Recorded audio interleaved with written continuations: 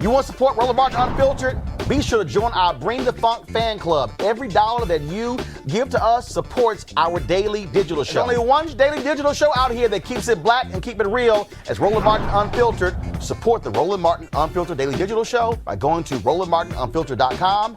You can make this possible. Camp Bin Laden, Joint Base Al-Zarqawi. We wouldn't name American military bases after enemies who attacked our country. But 10 military bases still bear the names of Confederate Army traitors, enemies who took up arms against the United States in defense of slavery, names that dishonor those who serve on those bases today. And you can add someone else to that list. Donald Trump dishonors our service when he stopped the military from removing those Confederate names. We need to rename these forts for American heroes, men and women who served our country honorably. But serving honorably, Mr. President, is something you'll just never understand. The men who followed this flag 150 years ago knew what it meant. Treason against their country, the death of the United States. America defeated the men who followed that flag. Those with honor surrendered and cast it aside forever. So why does it keep showing up today at events supporting Donald Trump? And why does he call the folks who carry it very fine people? I think there's blame on both sides, but you also had people that were very fine people. What does it say that they're all in for Trump? What does it say that he won't condemn a flag of hate, division, and losers? Will not replace us! For us, it says this is a time for choosing America or Trump. Bottom line, Niambi, those ads are very powerful in terms of framing. To have veterans going after Donald Trump over his refusal to rename Confederate bases, and also his embracing of these folks. Look, I keep saying it, every vote counts come November. And when you got NASCAR ticket saying no more flying on the Confederate flag, and then you got a guy who does not want to rename these military bases, could make a difference. Absolutely. I mean, who else makes monuments to losers, right? Who else says that, hey, I want to be a dual citizen to an empire that doesn't exist? Right? Only do this in America, right? Like this idea that we have to pay back, right? These reparations, because that's what it is in a form, to people who tried to overthrow the government. And this is a way in which we have sort of been conciliatory to white efforts to overthrow the government. We saw it in Wilmington, North Carolina in 1898. That was a coup. Right. And we saw it with the Confederates in the 1860s. And the fact that we are still building monuments, and not just in the South, right? They're all over this country to a bunch of people that we defeated, and sort of paying them back for the privilege is insane. So I think these ads are very powerful because I think it makes it very clear that what you did was build monuments and name these places, these military installations and universities and university buildings and all these things after treasonous people, right? These people tried to overthrow the United States government and they lost, but you still revere them? I mean, it's insane. Rob, and so I think this does a really good job. Rob, the contrast is vital because Trump is literally defending it.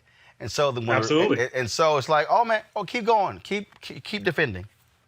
Yeah, he's making people have to decide, just like Drew Brees had to decide whether you're going to say, okay, am I going to support white supremacy now when everybody sees it, when there's a light shining on it, or am I going to stand on the side of equality? I'm going to stand on the side of what's right. And this is the reason why when we talked about Juneteenth and talk about some of these symbolic measures, they're still important because we need to frame this narrative, because there are people that either don't know or have been so infected by white superiority, they don't even see these things. They don't recognize the fact. And now that people are talking about this and framing the issue, just like they just did in that commercial, is so important, because if we don't even acknowledge that white supremacy is behind a lot of this, that people have been honoring traitors, and they did it after, by the way, after the Civil War, a lot of times to intimidate black people. This is how we got these statues. They were way after the Civil War. So people need to know how we got here.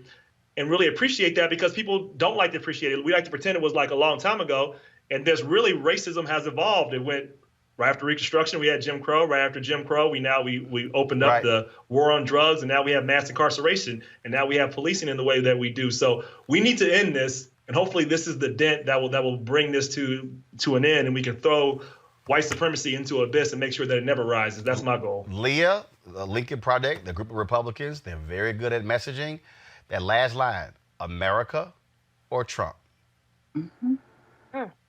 So there are a couple of things about that. One, which is that the Lincoln Project, which is, you rightly pointed out, are a group of Republicans who are, anti-Trump and are committed to getting Trump out of office.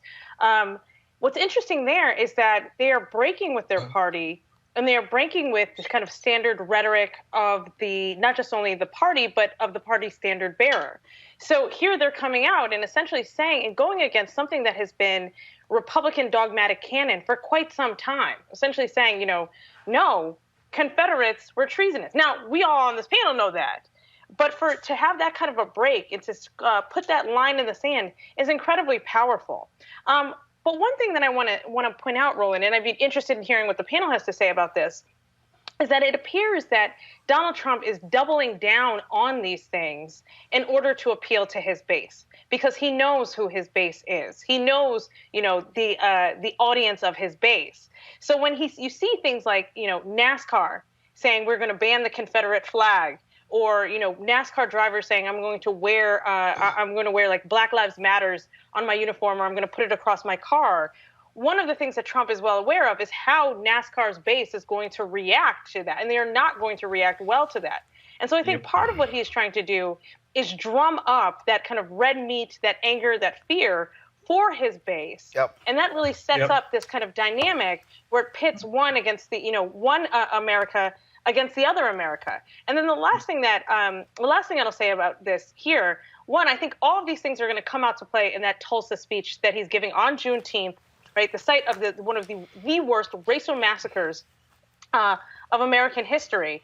But also, it's going to be a really, really fine line or fine line that Trump has to walk, because he's also going to try and mix that in with this message about Black capitalism and the economy and being, the great uniter. So on one side, he's the great divider, and he is happy about that, and he is playing to his base with that. On the other hand, he's doing this kind of, I don't want to call it outreach, but this, rhetoric around, I am the great uniter, I will solve, I think that's what he said today, I will solve racism, it will be very easy, and oh yeah, Black capitalism. And it sets up this really kind of tense dynamic, particularly in a nation that's in crisis. All right, folks, back to that Roland Unfiltered video in just one moment.